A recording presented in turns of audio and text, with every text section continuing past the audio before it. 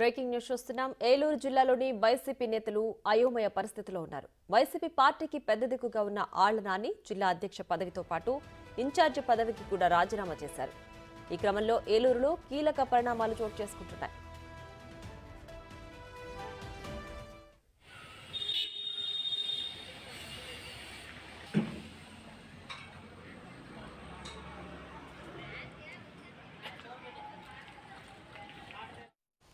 ఏలూరులోని party కార్యాలయాన్ని YCP నేతలు ఖాళీ చేశారు. అంతేకాదు రాత్రికి రాత్రే పార్టీ ఆఫీసును నేలమట్టం చేశారు.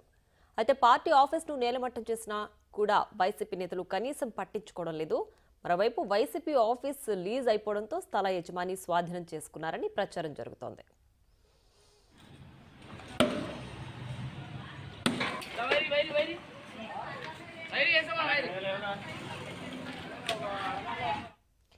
ఇక మరింత సమాచారం మా ప్రతినిధి సాగర్ ఫోన్ లైన్ లో అందిస్తారు. Sagar, over to you.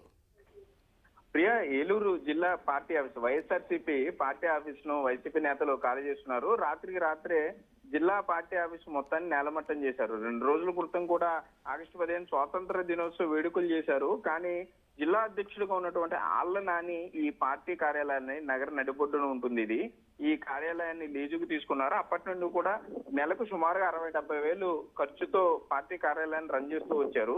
కానీ కొద్ది రోజుల క్రితమే ఆళ్ల నాని ఇటు జిల్లా అధ్యక్ష పదవితో పాటుగా వైసీపీ ఏలూరు అసెంబ్లీ నియోజకవర్గ ఇన్ఛార్జ్ పదవికి కూడా రాజీనామా చేయడంతో ఇటు నేతలంతా అయోమయంలోకి వెళ్లిపోయిన పరిస్థితి. మరోపక్క స్థలానికి ఏదైతే పార్టీ ఆఫీస్ తీసుకున్నారో అది లీజు కూడా అయిపోయిన నేపథ్యంలో మరలా దీన్ని ఎవరు టేకప్ చేస్తారు, ఎట్లా ఈ ఖర్చులు వీటన్నిటి ఉద్దేశంతోనే ఈ స్థల యజమాని ఈ నిర్ణయం తీసుకున్నట్లుగా తెలుస్తుంది. అయితే ఆళ్ల నాని సైతం రాజీనామా చేసిన తర్వాత ఈ ఖర్చు పెట్టాల్సిన అవసరం ఏముంటుందనే ఆలోచనలో ఉన్నట్లుగా కూడా ఆయన సన్నిహితుల దగ్గర నుండి మనకు సమాచారం అందుతుంది. ఏదేమైనా కూడా ఏలూరు జిల్లాలో ఇక వైసీపీ ఖాళీ అయినట్టే.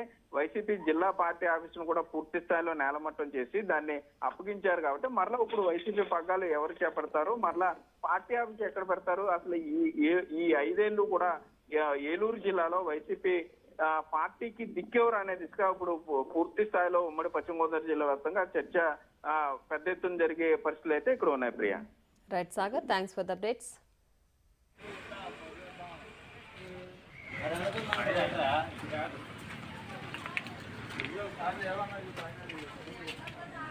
Thank you.